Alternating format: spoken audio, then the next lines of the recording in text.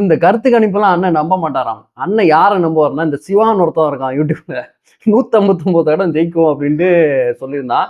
அண்ணன் வந்து சிவாவோட கருத்து கணிப்பை தான் நம்புவாருன்னு நினைக்கிறேன். சரி, அதே மாதிரி இருக்கட்டும். நாங்க கருத்து கணிப்புல நாங்க கூட டிவிக்கு 2வது பிளேஸ் தான் கொடுத்தோம். அதுக்கே எங்களுக்கு திக்கு திக்குன்னு இருக்கு. டேய் தப்பா கொடுத்துட்டோமோ இல்லையா அப்படின்னு. ஏன்னா நாங்க எல்லாமே எடுத்தது ஃபுல்லாமே வந்து டவுன் பேஸ் தான். ஓகே, அப்படிங்கிற பட்சத்துல வந்து ஏஜ் வைஸா நாங்க செப்பரேட் பண்ணி போட்டிருந்தோம். இதே வில்லேஜா போகும்போது கண்டிப்பா 3வது இடத்துக்கு வந்து டிவிக்கே தள்ளப்படலாம். பட் அப்படிங்கிற பட்சத்துல வந்து அண்ணன் வந்து ஒரு அக்செப்டன்சியே இல்லை. அண்ணன் கிட்ட ஒரு தன்னடக்கம் இல்லை, ஒரு ஹம்பிள்னஸ்ஸே இல்லை. அடிச்சு விடுறாப்புல இஷ்டத்துக்கு. கருத்து திணிப்பு தான் முடிஞ்சு. அந்த சிவான்னு ஒருத்தன் இருக்கான், அவன் சொல்றதுதான் கரெக்டுங்கிற ரேஞ்சுக்கு அவன் தான் எடுத்தே கொடுத்துருப்பான் போல. ஆக்சுவலா 159 சீட்டு. தனி பெரும்பான்மை ஃபர்ஸ்ட் டைமே. அருமை.